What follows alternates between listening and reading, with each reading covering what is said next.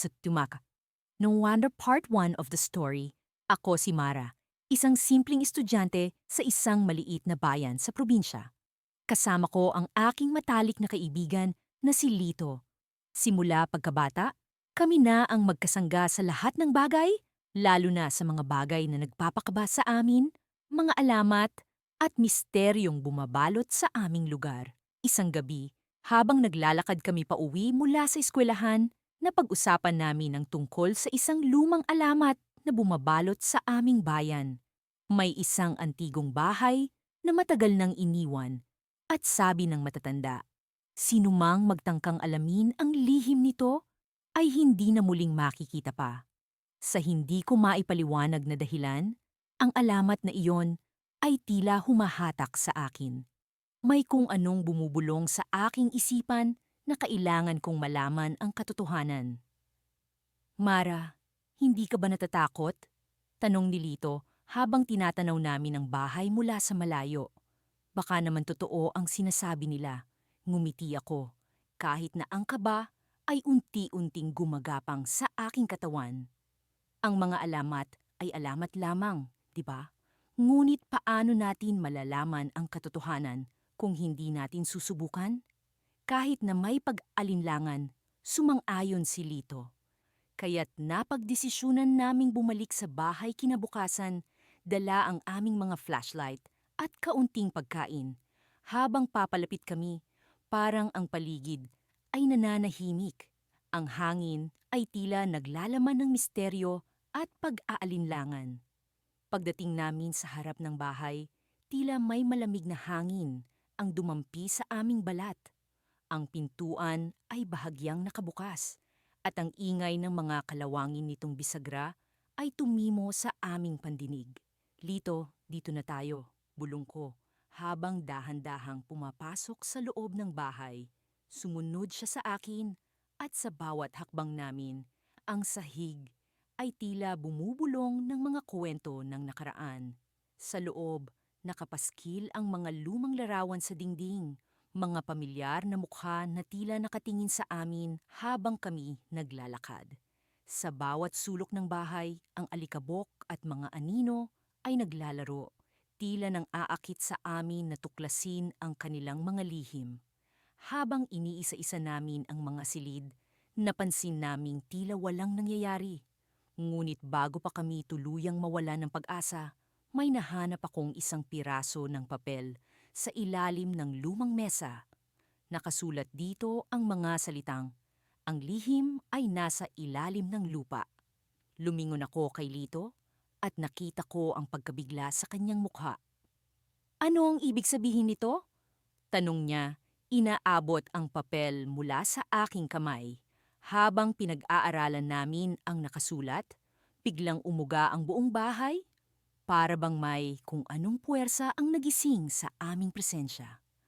Ang mga ilaw ng aming flashlight ay nagpatay-sindi at ang hangin ay tila napuno ng isang malamig na alingawngaw. Mara, kailangan na nating umalis, sigaw ni Lito. Ngunit bago pa kami makalabas, isang malakas na tunog ang umalingawngaw mula sa ilalim ng bahay. Parang may kung anong bagay ang bumukas at mula sa sahig, isang liwanag ang lumitaw.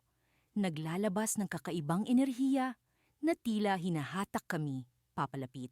Sa puntong iyon, napagtanto ko na ang alamat na ito ay hindi basta-basta kwento lamang. May mas malalim na dahilan kung bakit ito nanatili sa aming bayan ng napakatagal. Ngunit ano nga ba ang lihim na ito? At paano namin ito mahahanap kung ang bawat hakbang namin ay tila nagdadala sa amin sa mas malalim na panganib? Ang hapon ay unti-unting lumubog sa dilim habang kami ni Leo ay naglalakad papunta sa lumang gusali ng eskwelahan. Ang hangin ay tila may daladalang bulong ng mga lihim na matagal nang nakakubli sa mga pader nito. Sa unang tingin, ang gusali ay tila ordinaryo lamang. Ngunit sa ilalim ng mga anino nito ay nagkukubli ang mga hindi maipaliwanag na kwento. Alamat na gusto naming alamin. Ano sa tingin mo ang makikita natin sa loob? Tanong ni Leo habang pinipilit niyang huwag magpakita ng kaba. Naramdaman ko rin ang pag-alinlangan, pero mas nangingibabaw ang kuryosidad ko. Kung ano man ang nandyan, handa tayong harapin. Sagot ko, pilit na pinapalakas ang loob niya, pati na rin ang akin. Sa pagpasok namin sa gusali, agad naming naramdaman ang kakaibang lamig na mistulang bumabalot sa bawat sulok nito. Ang mga lumang sahig ay umuugong sa bawat hakbang, habang ang mga anino ay tila gumagalaw kasabay ng indayog ng aming flashlight.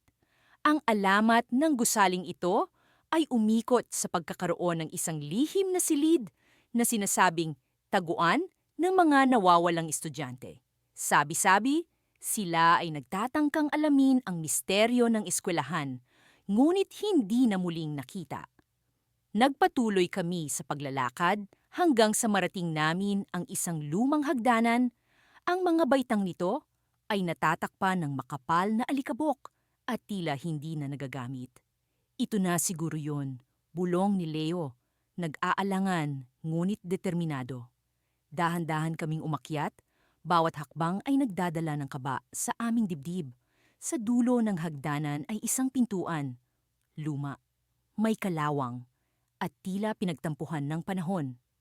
Nang binuksan namin ito, ang amoy ng lumang kahoy at basang lupa ang bumungad sa amin, kasabay ng isang malamlam na liwanag na nagmumula sa bintanang may basag na salamin. Sa loob, may mga lumang upuan, mesa, at mga libro na tila iniwan sa pagmamadali. Habang iniimbestigahan ng silid, napansin ni Leo ang isang kakaibang parte ng dingding. "Ana, tingnan mo ito," tawag niya. Lumapit ako at napansin ang isang bahagi ng dingding na may kakaibang porma. Sa likod ng isang lumang larawan ay may pinto, lihim na pinto na tila matagal nang hindi nabubuksan. Ang kabog ng puso ko ay umalingaw sa aking mga tainga habang dahan-dahan namin itong binuksan. Sa loob, isang makipot na daanan ang nag-aanyaya sa amin papasok. Ang mga dingding ay puno ng mga sulat kamay na nota, mga pangalan, at mga lumang litrato ng mga estudyante. Ang ilan sa mga ito ay pamilyar. Sila ang mga estudyanteng nawawala ayon sa alamat. Ang kanilang mga mata ay tila nagmamasid sa amin, nagkukuwento ng kanilang mga hindi maipalabas na saloobin. "Leo, tingnan mo ito," sabi ko, habang ang aking kamay ay naglalakbay sa mga nakasulat na kwento sa dingding. Ang mga mensahe ay tila mga piraso ng kanilang mga buhay, mga pangarap na hindi natupad, mga takot na hindi naiiwaksi.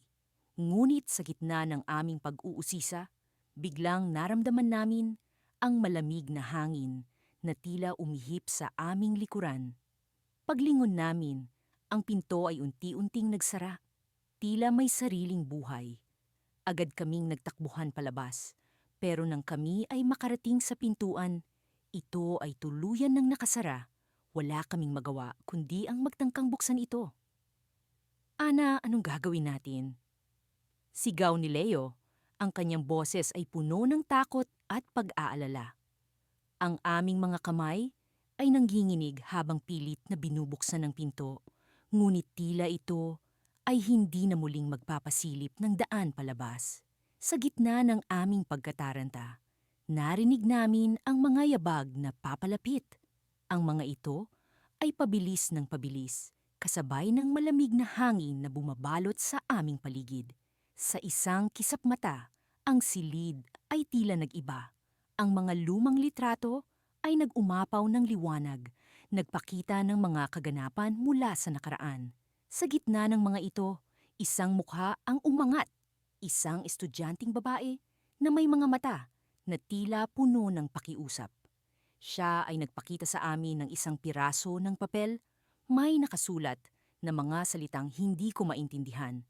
Ang kanyang labi ay gumalaw, ngunit ang kanyang boses ay tila hindi umaabot sa akin.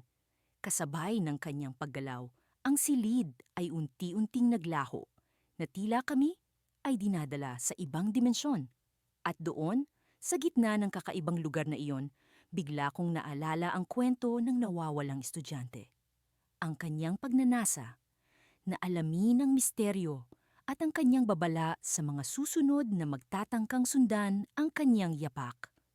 Ngunit bago pa man kami makapag-isip ng plano, ang paligid ay muling nagdilim at ang pinto ay unti-unting bumukas. Nakabalik kami sa lumang silid, ngunit alam namin na ang aming natuklasan ay hindi na namin maitatago.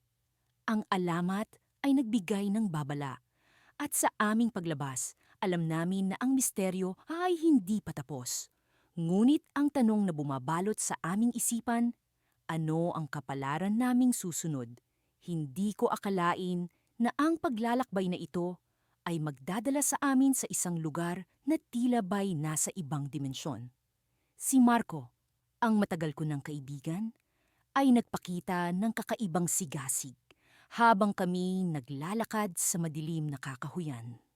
Ang hangin ay malamig at ang tunog ng mga uwak ay nagbibigay ng hindi maipaliwanag na takot sa akin. Subalit, ang aking determinasyon na alamin ang alamat ng lumang paaralan ay mas matimbang kaysa sa anumang kaba. Alam mo, Laika, hindi ko akalain na ganito rin ang magiging pakiramdam kapag nakaharap na natin ang alamat. Bulong ni Marco habang patuloy kaming naglalakad. Ang kanyang mga mata ay puno ng pag-usisa at tiwalang makakahanap kami ng mga sagot. Ang alamat na aming sinisiyasat ay tungkol sa dalawang estudyanteng nawala sa lumang paaralan noong dekada 90. Sinabi ng mga matatanda na may kakaibang pangyayari sa lugar na iyon tuwing kabilugan ng buwan. Ito raw ang oras na bumabalik ang mga espiritu ng mga nawalang estudyante upang magbigay ng babala sa sinumang magtatangkang alamin ang kanilang kwento. Habang papalapit kami sa lumang paaralan, napansin namin ang kakaibang liwanag na nagmumula sa isang sirang bintana. Nagkatinginan kami ni Marco, parehong alam na ito ang simula ng aming pagsisiyasat. Laika, handa ka na ba? Tanong ni Marco habang inaayos ang kanyang backpack na puno ng mga gamit para sa dokumentasyon. Tumango ako kahit paramdam ko ang pabilis na tibok ng aking puso. Sa kabila ng aking kaba, alam kong hindi ako nag-iisa. Si Marco ay laging nandyan para sa akin at kami magkasamang haharap sa anumang misteryo na naghihintay. Paglapit namin sa pintuan ng lumang paaralan, bumukas ito ng kusa na tila inaanyayahan kami sa loob. Sa kabila ng dilim, nakita namin ang mga bakas ng lumang kasangkapan, mga sirang upuan, at mga punit na larawan sa sahig. Ang lugar ay puno ng alikabok, ngunit may kakaibang presensya na hindi namin maipaliwanag.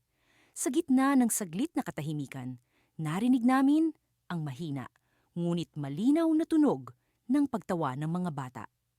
Ang tunog ay nagmumula sa itaas, mula sa ikalawang palapag ng gusali. Laika, narinig mo ba yon? Tanong ni Marco. Ang kanyang boses ay puno ng pagkamangha at kaba. Pumanhik kami sa hagdan. Ang mga baitang ay nagkikriktik sa bawat hakbang. Sa bawat paglapit namin sa tunog, lalo itong lumalakas. Ngunit walang sino mang makikita sa paligid. Sa wakas, narating namin ang ikalawang palapag, kung saan nakita namin ang isang lumang silid-aralan. Ang mga lamesa ay nakatayo sa gitna. Tila ba'y may nagaganap na klase sa kabila ng kawalan ng tao. Sa isang sulok, nakita namin ang dalawang anino na naglalaro. Mga bata na tila ba'y walang alam sa kanilang paligid. Sila'y nag-uusap, nagtatawanan, ngunit hindi namin marinig ang kanilang sinasabi. Ang mga anino ay biglang huminto at tumingin sa amin. Ang kanilang mga mata ay puno ng lungkot at pagmamakaawa. Marco, ano ito? Tanong ko habang unti-unting lumalapit sa mga anino. Ang lugar ay biglang lumamig at ramdam ko ang bigat sa aking dibdib.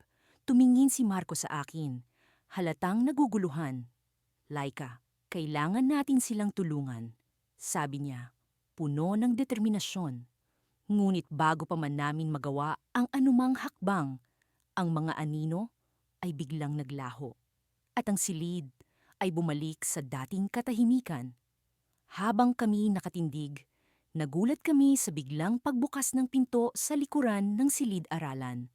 Sa likod nito, isang tagong silid na puno ng mga lumang dokumento at larawan ng mga estudyanteng nawawala. Sa isang sulok, nakita namin ang isang lumang diary na tila ba'y iniiwan ng isa sa mga nawalang estudyante. Habang binubuksan ko ang diary, nararamdaman ko ang bigat ng pagdurusa ng may-ari nito. Marco, tingnan mo ito, sabi ko habang binabasa ang mga pahina. Ang diary ay puno ng kwento ng takot at pag-asa ng mga pangarap na hindi natupad. Ngunit sa huling pahina, may nakasulat na hindi ko inaasahan. Kung sino man ang makakabasa nito, humanda ka. Ang lihim ng aming pagkawala ay hindi mo pa rin malalaman. Ngunit ikaw ay bahagi na ng aming kwento. Biglang nagdilim ang paligid at naramdaman namin ang pagyanig ng sahig. Nagkatinginan kami ni Marco, parehong alam na isang bagong misteryo ang naghihintay sa amin. Sa kabila ng takot, alam namin na hindi na kami makakabalik sa dati naming buhay nang hindi nalalaman ang buong katotohanan.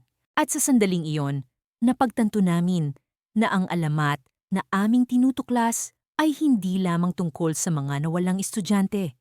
Ito ay tungkol sa amin, sa aming paglalakbay, at sa mga lihim na unti-unting nabubunyag sa aming harapan. Ang gabi ay unti-unting bumabalot sa aming paligid habang kami ni Miguel ay patuloy na naglalakad sa makipot na daan patungo sa lumang paaralan na batbat ng alamat.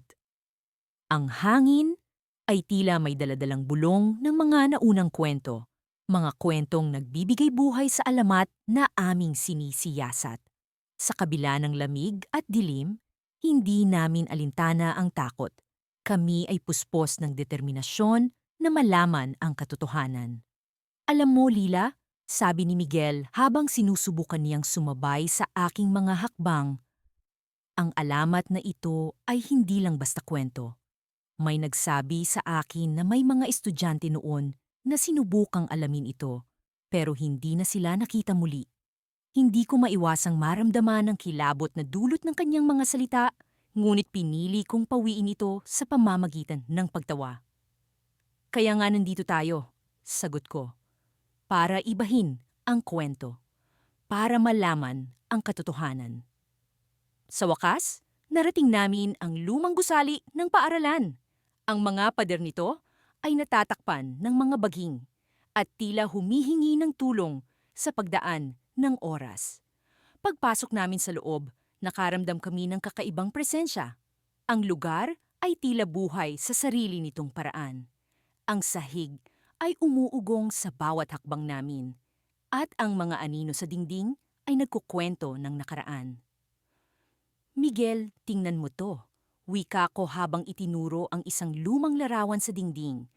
2 estudyante, isang babae at isang lalaki ang nakangiti sa harap ng gusali. Ang mga mata nila ay tila puno ng pag-asa at kagustuhang malaman ang bawat himaymay ng kwento ng alamat. Sila ba ang... Tanong ni Miguel, hindi na niya natapos ang kanyang tanong. Alam namin kung sino sila. Ang 2 estudyanteng nawala.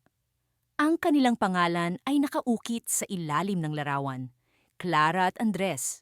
Patuloy kaming naglakad sa pasilyo, sinusundan ang mga palatandaang iniwan ng 2 estudyante. Hanggang sa makarating kami, parating kami sa isang pintuan na tila itinago ng panahon.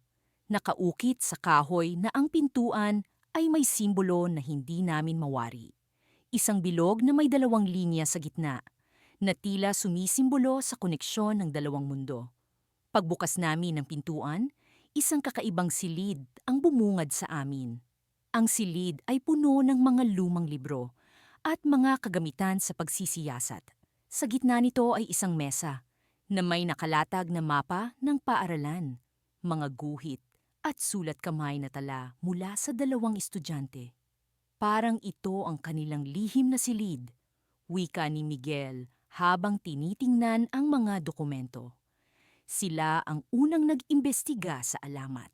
Sa isang sulok, nakakita ako ng isang lumang journal. Ang mga pahina nito ay puno ng mga tala tungkol sa mga kakaibang pangyayari sa paaralan. Ang huling pahina ay may nakasulat na mensahe. Hindi lahat ng alamat ay kwento lamang. Ang ilan ay katotohanan na nakatago sa dilim. Habang binabasa ko ito, nakaramdam ako ng kilabot. Parang naririnig ko ang bulong ng dalawang estudyante, ang kanilang babala at ang kanilang pag-asa na may iba pang makakatuklas ng kanilang natuklasan. Biglang dumilim ang paligid. Ang mga ilaw na dala namin ay nag-flash ng ilang beses bago tuluyang napundi. Narinig ko ang malakas na pagbagsak ng pintuan sa likuran namin. Kami ni Miguel ay napatigil. Nagtataka kung ano ang nangyayari. Miguel, anong nangyayari? Tanong ko. Pilit na hinahanap ang kanyang kamay sa dilim. Hindi ko alam, Lila, pero parang may ibang narito. Sagot niya, ang boses niya ay puno ng kaba. Sa isang sulok, may mga mata na nagmamasid sa amin. Hindi kami nag-iisa. Ang mga anino sa dingding ay tila gumagalaw at ang hangin ay nagdadala ng malamig na bulong. Sa kabila ng dilim, nakita ko ang isang anyo na pamilyar. Ang mga mata ni Clara at Andres ay nakatingin sa amin, puno ng babala. Ang paligid ay nag-umpisang umikot. Ang mga anino ay lalong dumami at ang hangin ay lumakas. Kami ni Miguel ay naghawak kamay. Hindi sigurado kung ano ang susunod na mangyayari. Ang mga libro sa mesa ay unti-unting naglalaglagan at ang mapa ay umangat sa ere. Sa isang iglap, ang lahat ay tila huminto. Ang huling bagay na nakita ko ay ang mukha ni Clara. Nakangiti, ngunit puno ng lungkot bago kami tuluyang nakain ng dilim. Narinig ko ang bulong ni Miguel, Lila, nandito pa rin tayo, pero saan? Ang tanong niya ay tila bumabalik sa akin, sa amin. Sa isang lugar na hindi namin alam kung paano kami nakarating, ngunit alam namin na ang alamat ay hindi lamang kwento. Ito ay simula ng isang mas malalim na paglalakbay. Hindi ko na alam kung ilang oras na kaming naglalakad ni Marco sa loob ng kagubatan, ngunit tila walang katapusan ang mga puno at makakapal na palumpong na aming tinatahak. Ang mga anino na mga puno ay parang mga kamay na nag-aabot. Pilit kaming hinihila pabalik sa lugar na ito na puno ng hiwaga at panganib. Nag-aalumpihit ang aking dibdib sa kaba, ngunit pinilit kong manatiling matatag para kay Marco. Sigurado ka bang dito tayo dumaan kanina? Tanong ko sa kanya habang pinapahid ang pawis sa aking noo. May bahid ng alinlangan sa boses ko, ngunit pilit kong itinatago iyon. Oo, Ella, may tanda akong iniwan sa punong iyon. Sagot ni Marco, tinuturo ang isang punong may markang ginawa niya gamit ang kanyang Swiss knife. Ngunit habang tinitingnan ko ito, napansin kong may kakaiba. Parang nag-iba ang marka. Dati itong hugis bituin, pero ngayon ay tila naging krus. Marco, tingnan mo ito. Hindi ba't iba ang anyo nito kanina? Tanong ko, habang pinipilit na huwag magpaapekto ng takot. Napakunot noo si Marco habang lumalapit siya upang tingnan ito ng mas mabuti. Imposible, ako mismo ang nag-ukit niyan. Pero paano? Biglang sumipol ang malamig na hangin at naramdaman kong may parang bulong na dumaan sa likod ng aking tainga. Pareho kaming napalingon ni Marco, ngunit wala kaming nakita. Kailangan na nating magmadali, sabi ko, pilit na kumakalma. Mas mabuting makahanap tayo ng ligtas na lugar bago magdilim. Sumang-ayon si Marco at nagpatuloy kami sa paglalakad. Ngunit sa kabila ng aming pagtangkang hanapin ang daan pabalik, tila lalo lang kaming naliligaw. Ang mga punong dati pamilyar ay nagiging estranghero at ang landas na aming tinatahak ay nagiging mas madilim at mas makipot. Habang naglalakad, Sinubukan kong alalahanin ang mga detalye ng alamat na aming nais alamin. Ang sabi sa kwento, may dalawang estudyante ring nawala sa kagubatan na ito.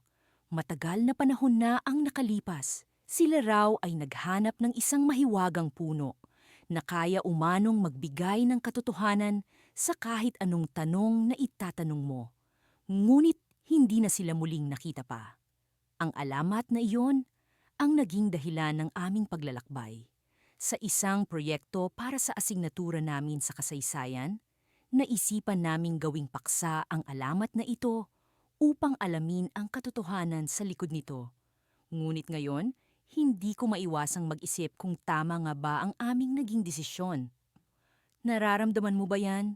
Tanong ni Marco na halos pabulong na. Ano? Sagot ko. Bagaman alam kong pareho kami ng nararamdaman. Parang may presensya, isang bagay na hindi mo maipaliwanag ngunit ramdam mong naroon. Parang may nagmamasid sa atin, sabi ni Marco. At nang tingnan ko siya, nakita ko ang pag-aalala sa kanyang mga mata. Maya-maya pa'y narinig namin ang kaluskos sa aming likuran. Pareho kaming napahinto at nagkatinginan. Sa kaunting liwanag na pumapasok sa pagitan ng mga sanga, nakita kong may mga anino na gumagalaw. Hindi ko maipaliwanag, ngunit parang may kung anong puwersa ang humihila sa amin, pabalik sa direksyon kung saan naroon ang mga kaluskos. Ano yon? Tanong ko, pilit na pinipigilan ang panginginig ng aking boses. Siguro dapat nating alamin. Tugon ni Marco. At sa kabila ng kanyang takot, nakita ko ang determinasyon sa kanyang mga mata. Nagpatuloy kami sa paglalakad, unti-unting lumalapit sa pinagmumula ng ingay. Habang papalapit kami, lalo kong naramdaman ang bigat ng hangin na parang may nagbabantang mangyari. Nang marating namin ang lugar, nakita namin ang isang maliit na clearing. Sa gitna nito ay may isang lumang balon na tatakpan ng mga baging at lumot. Ano sa tingin mo ito? Tanong ni Marco habang lumalapit siya sa balon. Siguro ito ang hinahanap nating puno. Sagot ko. Bagaman, hindi ko maipaliwanag kung bakit ko yun nasabi. Habang nakatayo kami sa harap ng balon, may narinig kaming mga tinig, mga bulong na hindi namin maintindihan, ngunit tila nagaanyaya. Subukan mo, sabi ni Marco. Tinuturo ang balon. Baka sakaling may malaman tayo. Lumapit ako at yumuko upang tingnan ang loob ng balon. Sa kabila ng dilim, may nakita akong liwanag na nagmumula sa kailaliman nito. Ella, anong nakikita mo? Tanong ni Marco mula sa likuran ko. May liwanag? Sagot ko. Halos hindi makapaniwala sa aking nakikita. Parang may gumagalaw. Ngunit bago pa man ako makapagpatuloy, naramdaman ko ang malamig na hangin na pumaligid sa akin at bigla akong nahulog. Naramdaman ko ang pagkabigla habang ang paligid ko ay naging puro anino. Ang huling narinig ko ay ang sigaw ni Marco bago tuluyang lamunin ng dilim. At sa pagbagsak ko, isang katanungan ang bumagabag sa aking isipan. Ano ang naghihintay sa akin sa ilalim ng balon? Ang gabi ay tila nagtatago ng mga lihim na handang ipahayag sa mga matatapang na naghahanap. Kasama ko si Marco, ang matalik kong kaibigan, sa aming ekspedisyon upang alamin ang alamat ng nawawalang estudyante sa lumang gusali ng paaralan. Ang kwentong ito ay pinag-uusapan ng mga estudyante sa loob ng maraming taon, ngunit walang sinuman ang tunay na nakakaalam ng buong katotohanan. Ito ang aming misyon. Alamin ang kwento sa likod ng mga bulong at kaluskos na naririnig tuwing gabi sa aming paglalakad. Patungo sa lumang gusali, ang hangin ay malamig at mistulang bumubulong sa amin ng mga inaasam na sagot. Ang lugar ay tila sumasalamin sa aming kaba. Ang mga anino ng mga puno ay nag-uunahan sa pagtakip sa liwanag ng buwan. Sigurado ka ba sa gagawin natin, Mia? Tanong ni Marco habang hawak ang flashlight. Hindi ko maikakaila na may kaba sa akin. Ngunit ang determinasyon ay mas matimbang. Oo, Marco, kailangan nating malaman. Pagdating namin sa gusali, agad naming naramdaman ang kakaibang aura nito. Ang mga dingding ay may bakas ng kalumaan at ang mga bintana ay tila mga mata na nagmamasid sa aming bawat galaw. Habang naglalakad kami papasok, ang sahig ay nagsimula ng umingit na tila binabalaan kami sa bawat hakbang. Mia, nararamdaman mo ba yon? Tanong ni Marco. Ang kanyang mga mata ay puno ng pag-aalinlangan. Tumango ako. Alam kong pareho naming nararamdaman ang presensya ng nakaraan na tila nananatili sa gusali. Sa unang palapag, wala kaming nakitang kakaiba. Nagpatuloy kami sa pag-akyat sa hagdanan patungo sa pangalawang palapag. Dito, ang hangin ay tila mas mabigat at ang bawat hakbang namin ay parang may kasamang paghinga ng isang hindi nakikitang nilalang. Biglang may narinig kaming kaluskos sa likod ng isang lumang pintuan. Marco, narinig mo ba yan? Bulong ko, sinisiguradong walang ibang makakarinig. Oo, Mia, mukhang kailangan nating tingnan. Dahan-dahan naming binuksan ang pintuan at sa loob ay isang silid na tila hindi nagalaw sa loob ng maraming taon. Sa gitna ng silid ay isang lumang mesa, puno ng alikabok at mga kalat. Ngunit ang aming atensyon ay agad na nakuha ng isang bagay na nakapatong doon, isang lumang notebook. Mia, tingnan mo ito, sabi ni Marco habang inaabot ang notebook. Kinuha ko ito at sa pagbukas ko, ang mga pahina ay puno ng mga sulat kamay na tala. Habang binabasa ko ang mga nakasulat, natuklasan namin na ito ay tala ng isang estudyanteng nagngangalang Clara na tila nagsisiyasat din sa misteryo ng gusali bago siya nawala. Ang kanyang mga tala ay detalyado, ngunit ang huling pahina ay may kakaibang mensahe. Kung nababasa mo ito, nangangahulugang natagpuan mo rin ang lihim. Mag-ingat sa susunod na hakbang. Biglang nagkaroon ng kalabog mula sa labas ng silid na tila galing sa ikatlong palapag. Marco, ano yon? Tanong ko. Ang aking puso ay tumitibok ng mabilis. Hindi ko alam, pero kailangan nating malaman. Sagot niya.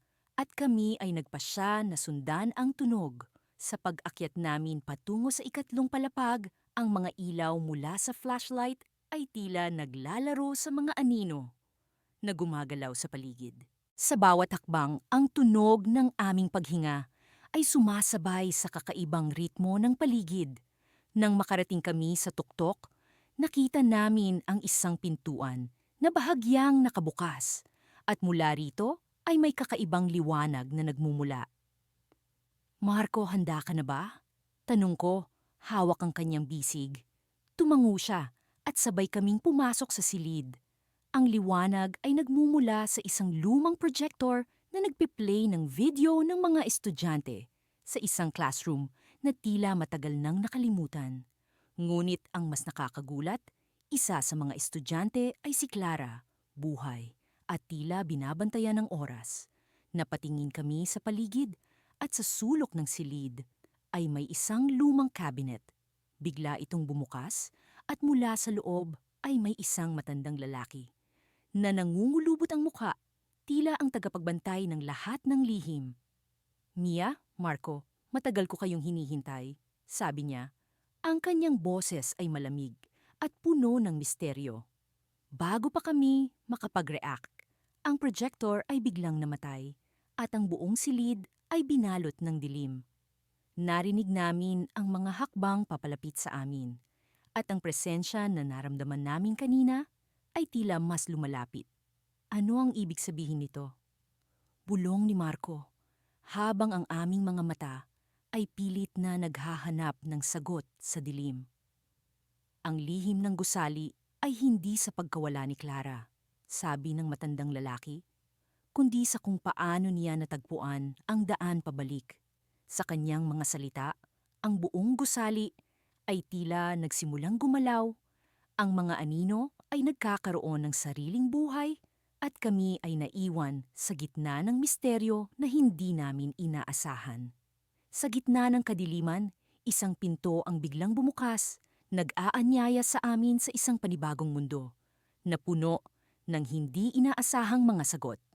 Ngunit sa likod ng pinto, mayroong isang bagay na mas matinding misteryo, ang tunay na alamat ng gusaling ito.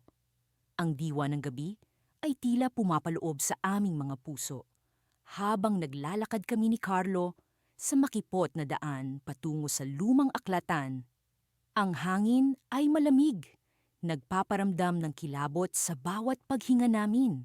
Sa kabila ng takot na bumabalot sa akin, ang determinasyon na alamin ang alamat ng dalawang estudyanteng nagtangkang alamin ang alamat ay hindi naglalaho. Sigurado ka bang dapat natin itong gawin, Mia? Tanong ni Carlo. Pilit na pinapakalma ang nanginginig niyang boses. Wala nang atrasan, Carlo. Nagsimula na tayo at dapat nating tapusin ito. Sagot ko, pinipilit ang sarili na manatiling matatag. Ang aklatan ay matagal nang hindi ginagamit, binalot na ng alikabok ang mga pader nito at ang mga bintana ay nababalot ng mga sapot ng gagamba. Ngunit sa loob nito ay mayroong isang lihim na dapat naming tuklasin. Isang lihim na maaaring magbago sa aming pananaw sa mundo. Sa kabila ng madilim na paligid, may kakaibang liwanag na nanggagaling sa isang sulok ng aklatan. Parang may buhay ang liwanag, tumatawag sa amin para lapitan.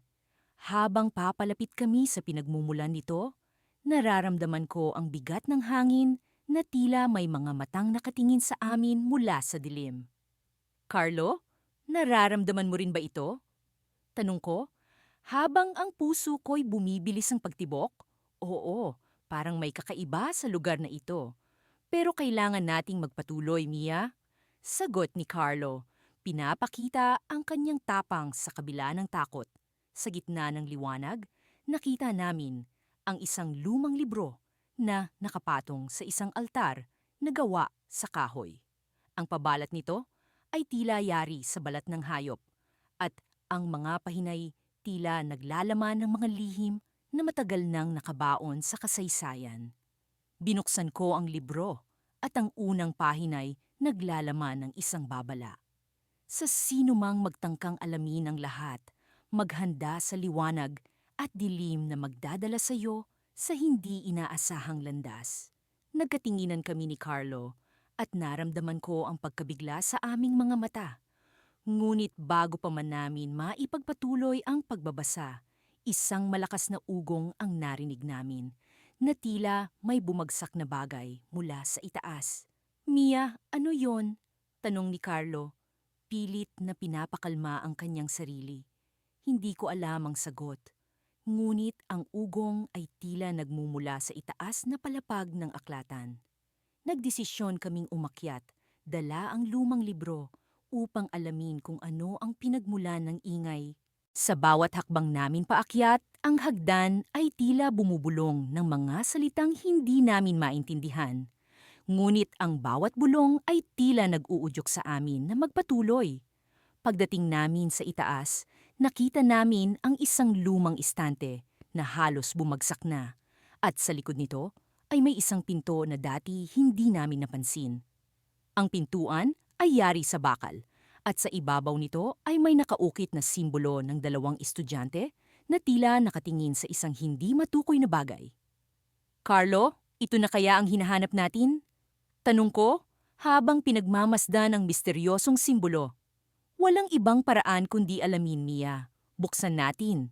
Sagot ni Carlo habang naglalagay ng kamay sa malamig na hawakan ng pinto. Sa pagbukas ng pinto, isang kakaibang mundo ang bumungad sa amin. Ang loob ay puno ng mga lumang kagamitan na tila nagmula pa sa ibang panahon. Sa gitna nito ay may isang lumang lamesa. At sa ibabaw ng lamesa ay may dalawang lumang larawan ng mga estudyanteng nakangiti, ngunit ang kanilang mga matay tila may dinadalang lungkot. Bigla kong naramdaman ang malamig na hangin na dumaloy sa silid at narinig ko ang isang boses na bumulong. Ang liwanag at dilim ay magkasama. Sa bawat hakbang ay may kapalit. Nagulat kami ni Carlo at sa paglingon namin sa likuran, nakita namin ang isang anino na unti-unting lumalapit. Hindi namin matukoy kung ano ito, ngunit ang presensya nito ay nagdulot ng kakaibang takot. Mia, kailangan na nating umalis, sigaw ni Carlo. Hinila ang aking kamay. Ngunit bago pa man kami makalabas, ang pintuan ay biglang sumara. Tila nagtatakda ng kapalaran na hindi namin inaasahan. Ang anino ay patuloy na lumalapit at naramdaman ko ang malamig nitong hininga sa aking balikat. Sa puntong ito, alam ko na ang alamat ay hindi lamang isang kwento, kundi isang realidad na dapat naming harapin. At sa likod ng bawat misteryo ay may katotohanan na nagtatago, naghihintay na matuklasan. Ngunit sa gabing iyon, ang katotohanan ay tila isang bangungot na hindi namin mahulaan kung paano magwawakas. Ang paglalakbay namin ay nagsisimula pa lamang at ang alamat ng dalawang estudyanteng nagtangkang alamin ng alamat ay nagbukas ng isang kabanata ng liwanag at dilim na magbibigay daan sa aming susunod na hakbang. Ngunit ang tanong ay nananatili. Ano ang kapalaran namin sa kamay ng alamat na ito? Hindi ko akalain na ang mga hakbang na ginawa namin ay magdadala sa amin sa isang misteryosong paglalakbay na tila nasa pagitan ng katotohanan at guni-guni. Ako si Amara at kasama ko ang aking matalik na kaibigan na si Leo sa isang misyon na tuklasin ang alamat na matagal nang bumabalot sa aming bayan. Sa bawat sulok ng paaralan, sa bawat bulong ng hangin, tila may itinatagong lihim na naghihintay lang na matuklasan. Nagsimula ang umagang iyon sa isang kakaibang pakiramdam. Habang papunta kami sa lumang silid-aklatan ng eskwelahan, hindi ko mapigilang mangarap tungkol sa mga posibilidad na puwede naming matuklasan. Si Leo, kahit na madalas ay puno ng kuryosidad, ay tila mas tahimik kaysa sa dati. Parang may bumabagabag sa kanya, isang bagay na hindi niya maipaliwanag. Paano kung tama ang mga naririnig natin? Paano kung totoo ang alamat? Tanong niya habang tinitingnan ang mga lumang libro na puno ng alikabok. Ngumiti ako, pilit na tinatanggal ang alinlangan. Walang mawawala kung susubukan natin. Isa pa, hindi ba't iyon ang dahilan kung bakit tayo nandito? Upang malaman ang katotohanan. Sa gitna ng mga libro, natagpuan namin ang isang lumang talaan na tila naglalaman ng mga detalye tungkol sa alamat ng dalawang estudyanteng nagtangkang alamin ang sekreto ng paaralan. Sinasabing may isang lumang pinto na hindi basta-basta nakikita, isang daanan patungo sa isang mundo na hindi pangkaraniwan. Noon pa man, ang pinto ay sinasabing naglalaman ng kapangyarihang magbago ng buhay. Ipinakita ni Leo sa akin ang isang pahina na nakasulat sa isang hindi kilalang wika. Tila ito ang susi, bulong niya, puno ng determinasyon. Para sa akin, ang pag-unawa sa wika ay parang pagbubukas ng isang kahon na puno ng hiwaga. Ang bawat salita ay tila may sariling buhay. Nagsasalita sa akin sa isang paraan na hindi ko maipaliwanag. Mula sa mga simbolo at mga guhit, unti-unting nabuo sa isip ko ang larawan ng pinto, isang pinto na kailangan naming hanapin. Habang patuloy kaming nagbabasa, naramdaman ko ang unti-unting paglapit ng gabi. Ang mga anino sa silid-aklatan ay tila nagkaroon ng sariling buhay, gumagalaw sa paraang nakakaingganyo. Sa bawat paglipas ng oras, ang aming pagnanais na matuklasan, ang katotohanan ay lalong lumalalim. Nang makita ni Leo ang isang lumang mapa na nagtataglay ng mga marka patungo sa pinto, hindi na kami nag-atubiling sundan ito. Sa bawat hakbang, ang aming puso ay pumipintig sa excitement at takot, ngunit hindi kami bumitiw. Alam namin na ang paglalakbay na ito ay maaaring magbago sa amin magpakailanman. Sa wakas, narating namin ang isang lumang bahagi ng paaralan na matagal nang hindi napupuntahan. Ang lugar ay puno ng mga bakas ng nakaraan, mga guhit sa pader, mga lumang upuan na tila may sarili ring mga kwento. At sa isang sulok, nakita namin ang pinto. Ang pinto na matagal na naming hinahanap. Ang pinto ay tila may sariling presensya, isang bagay na mahirap ipaliwanag. Sa paligid nito ay may mga simbolo na pareho sa mga nakita namin sa lumang talaan. Parang inaanyayahan kami nito na pumasok, ngunit may bahagi sa akin na nag-aalinlangan. Paano kung hindi na kami makabalik? Paano kung ang alamat ay may mas malalim na kahulugan kaysa sa iniisip namin? Ngunit bago pa man kami makapagdesisyon, bigla kong naramdaman ang malamig na hangin na humaplos sa akin. Ang paligid ay tila nagbago. Ang mga pader ay nagkaroon ng sariling buhay. At sa isang iglap, narinig namin ang isang bulong. Isang bulong na parang nagmumula sa isang lugar na hindi namin maabot. Amara, Leo, tawag ng boses, puno ng misteryo. Ang pinto ay hindi lamang daan patungo sa isang lugar. Ito ay simula ng isang kwento na hindi pa ninyo alam.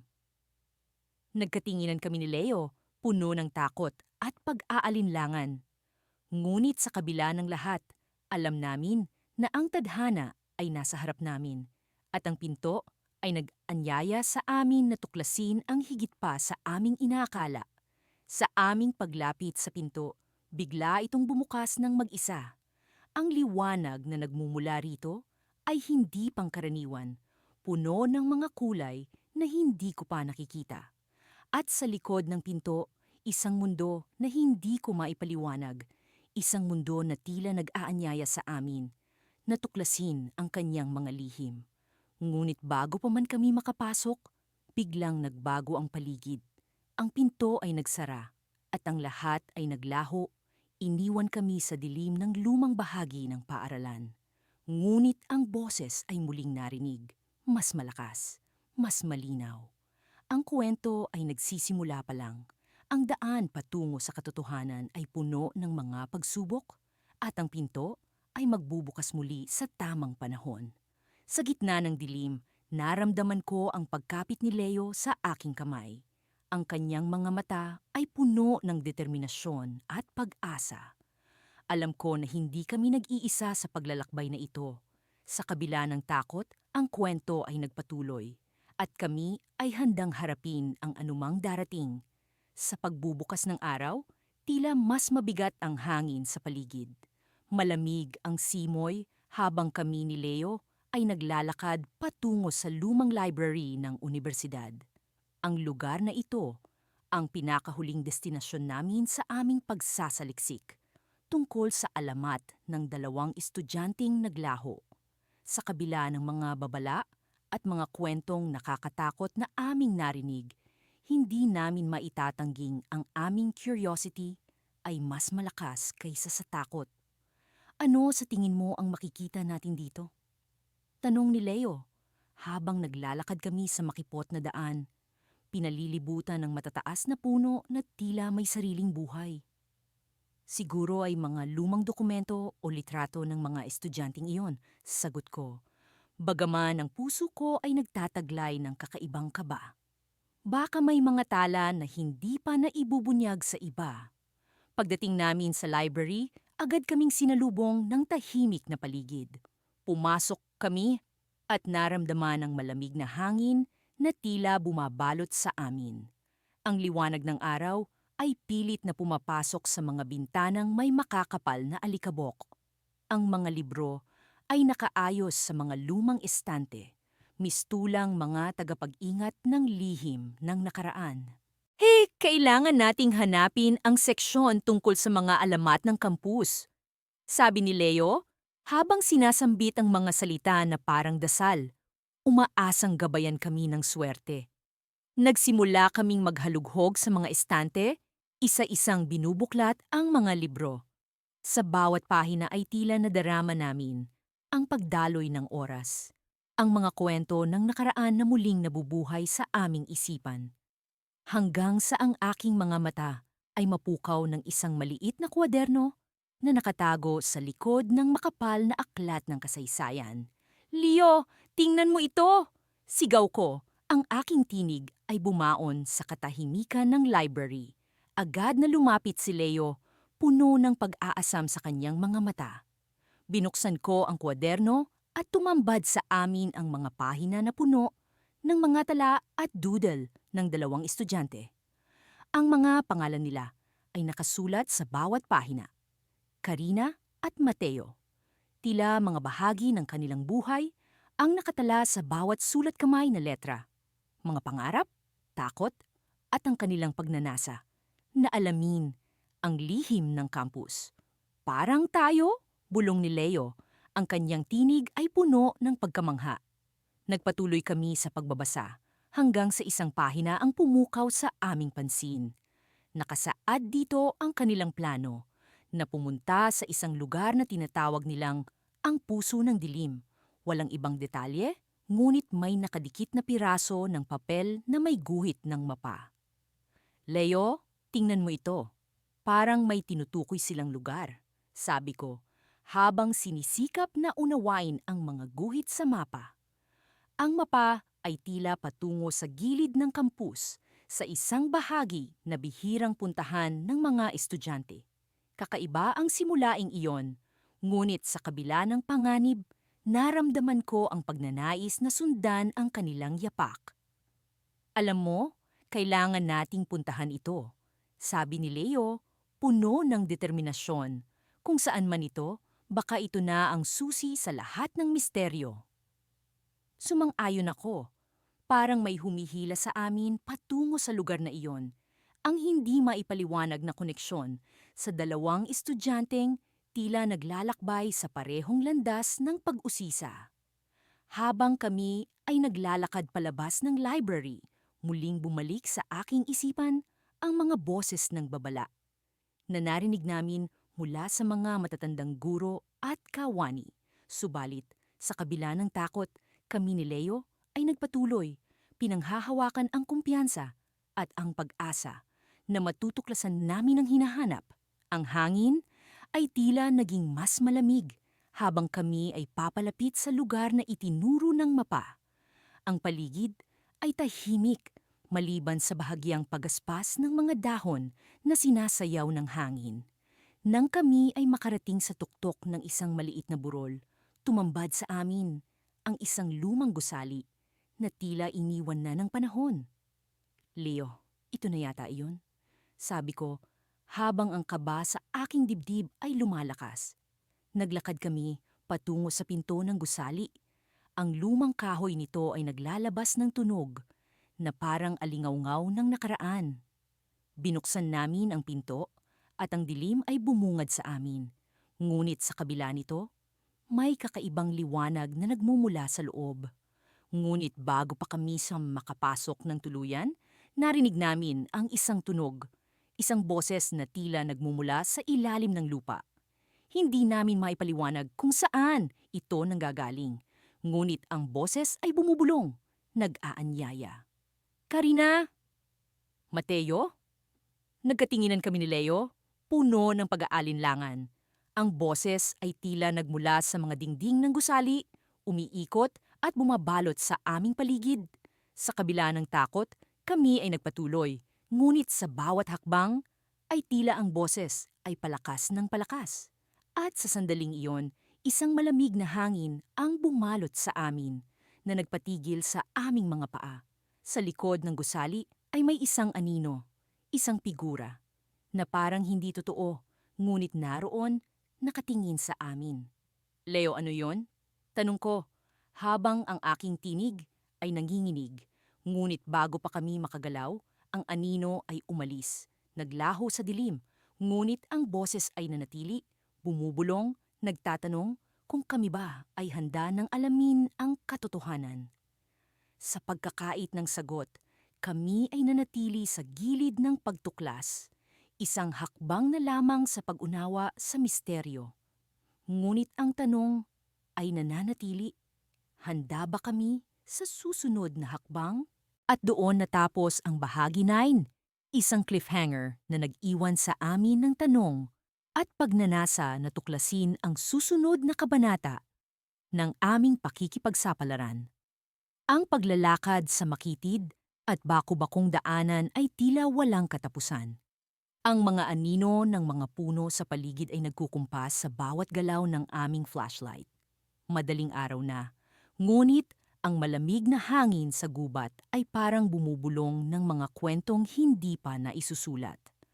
Ang katahimikan ay nakakabingi at ang bawat hakbang na ginagawa namin ay parang dagundong sa kawalan. Ano na, Mia? Baka naman mali ang dinaanan natin. Ani Leo, habang pinupunasan ang pawis na namuo sa kanyang noo. Kahit malamig, halata kong kinakabahan siya. Hindi tayo maaaring umatras ngayon. Malapit na tayo, ramdam ko.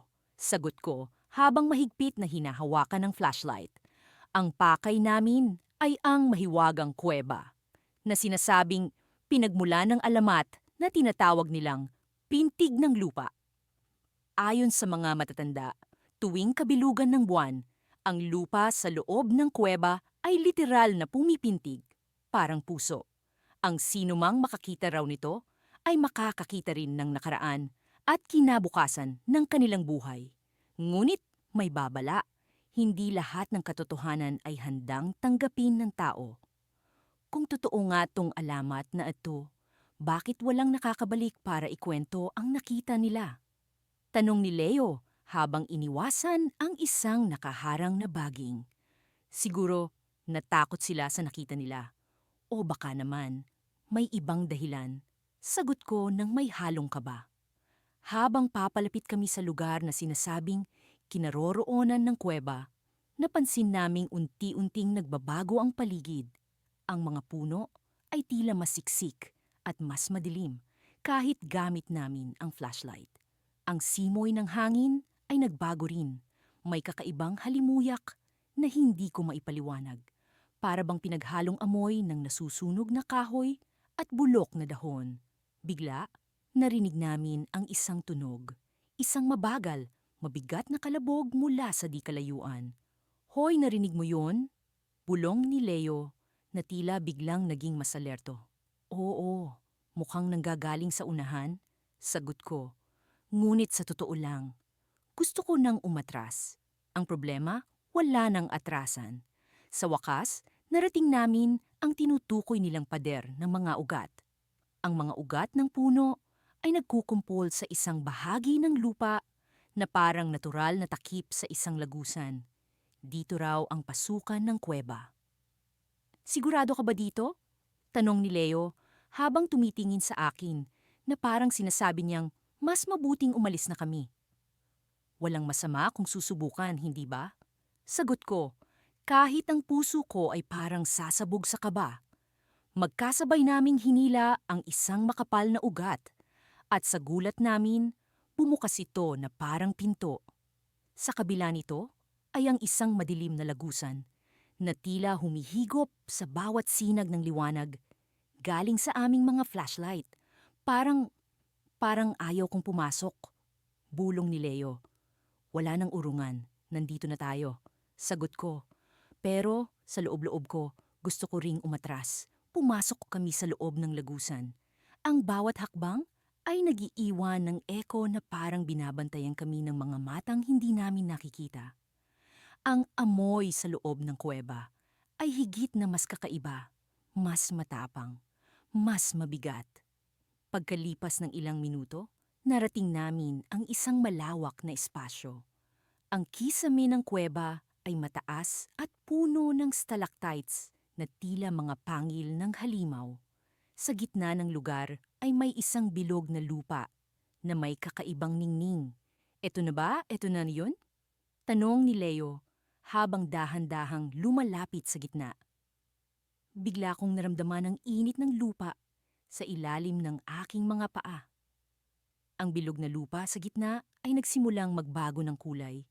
Mula sa madilim na kayumanggi, nagiging pula ito, parang dugo.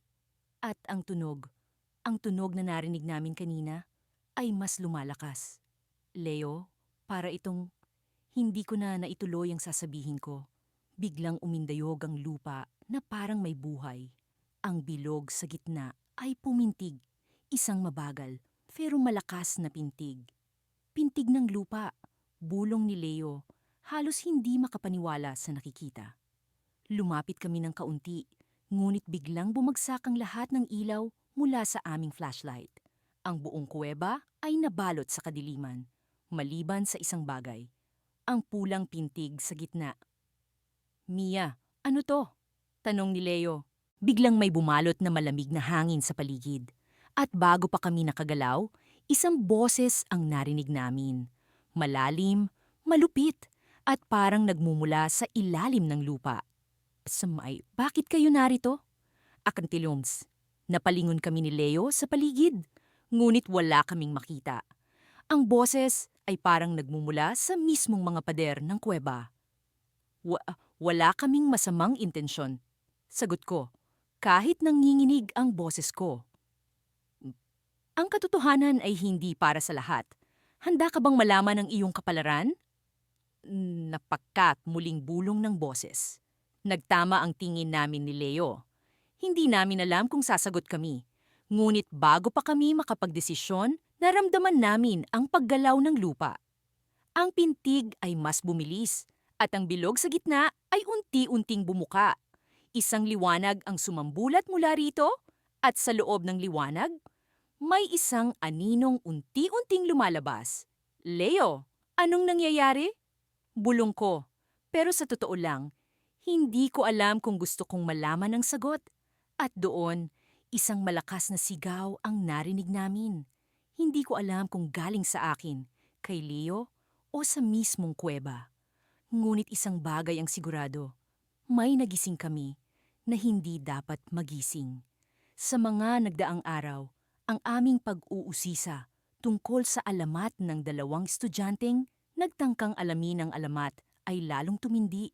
Sa bawat hakbang na isinasagawa namin, tila mas nalalapit kami sa isang katotohanan na nagkukubli sa likod ng mga anino.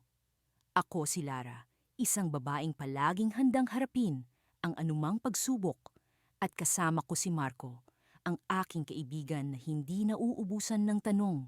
Sa kabila ng mga babala ng aming mga guro at magulang, hindi namin mapigilan ang aming mga sarili.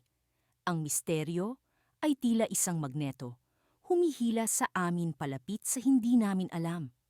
Isang gabi, matapos kaming magdesisyon na muling bumalik sa lumang library ng paaralan, naramdaman kong may kakaibang enerhiya sa paligid. Ang ilaw mula sa aming mga flashlight ay tila hindi sapat para magbigay liwanag sa makapal na kadiliman ng lugar. Ang lumang kahoy ng mga estante, punong-puno ng mga libro, ay tila bumubulong sa amin. Ang mga pahina ay umaawit ng mga kwento ng nakaraan. Nararamdaman mo ba ito, Lara? Tanong ni Marco habang naglalakad kami sa makipot na daanan. Oo, Marco, parang may nagmamasid sa atin. Sagot ko, pilit na pinapakalma ang aking sarili. Patuloy kaming naglakad hanggang sa narating namin ang isang sulok ng library na matagal nang nakalimutan ng lahat. Dito namin napansin ang isang lumang piraso ng papel na nakalapag sa sahig. Binaluktot ito, tila isang lihim na matagal nang nakatago. Basahin natin, bulong ni Marco, at sa pag-aalinlangan ay binuksan ko ang papel. Ang mga letra ay halos hindi na mabasa sa kalumaan. Sa ilalim ng mga bituin, sa oras ng kadiliman, dalawang pusong matapang ang naglakbay sa kabila ng hangganan. Ngunit ang kanilang paglalakbay ay nagtapos sa isang pook na hindi na sila muling bumalik. Bigla, narinig namin ang tila paggalaw sa mga estante. Ang mga libro ay nagsimulang magkalansing at ang hangin ay tila nagbago ng direksyon. Isang malamig na hangin ang dumampi sa aming mga balat at ang pinto ng library ay biglang nagsara sa likuran namin. Marco, ano to? Tanong ko, habang ang takot ay nagsimulang bumalot sa aking dibdib. Wala akong ideya, Lara, pero mukhang may nangyayari. Sagot niya, habang pilit na hinahanap ang kanyang tapang. Sa gitna ng kaguluhan, napansin ko ang isang libro na tila umaapoy sa liwanag. naiiba sa lahat ng nasa paligid. Kinuha ko ito at sa paghawak ko, naramdaman ko ang init na nagmumula dito. Ang libro ay tila isang portal, naglalaman ng mga lihim na hindi namin inaasahang makikita. Nagmulat kami ng mata at sa isang iglap, kami ay naroon sa isang lugar na hindi namin kilala. Ang mga puno ay nagwagayway sa hangin at ang lupa ay tila lumulutang sa ilalim ng aming mga paa. Ang mga bituin sa langit ay kasing liwanag ng araw at ang hangin ay punong-puno ng mga boses ng nakaraan. Lara, nasaan tayo? Tanong ni Marco habang ang kanyang boses ay nanginginig sa gulat. Hindi ko alam, Marco, pero pakiramdam ko, ito ang lugar na sinasabi ng alamat. Sagot ko, pilit na pinapakalma ang aking sarili. Sa aming harapan ay isang malaking pader na gawa sa mga bato at sa ibabaw nito ay mga ukit ng dalawang figura. Sila ay tila mga estudyante, hawak ang mga libro at sa kanilang mga mata ay nakapaloob ang isang kwento na hindi pa nasusulat. Nang akmang lalapit kami upang suriin ang pader, bigla kaming nakarinig ng isang boses mula sa likuran. Hindi kayong dapat naririto. Paglingon namin, isang matandang babae na may mahaba at puting buhok ang nakatayo. Ang kanyang presensya ay tila nagdala ng liwanag sa paligid. Kayo, ang mga bagong tagapagmana ng kwento. Ngayon, ang inyong paglalakbay ay magsisimula. Sa kalituhan at pagkabigla, kami ay napaluhod sa harapan ng babae. Ang kanyang mga mata ay tila naglalaman ng kasagutan sa lahat ng aming mga tanong. Ngunit bago pa man kami makareact, ang paligid ay muling nagbago. Ang lupa ay tila bumuka. At sa isang iglap, kami ay nahulog sa kadiliman. At doon, sa gitna ng kawalan, naramdaman ko ang isang kamay na mahigpit na humawak sa akin. Lara, hindi ka nag-iisa, pulong ni Marco, habang ang aming mga puso ay pumipintig sa takot. Ngunit sa kabila ng lahat, alam kong nasa simula pa lamang kami ng isang paglalakbay na babago sa aming mga buhay. Kung saan ito hahantong, iyon ang misteryo na kailangan naming tuklasin.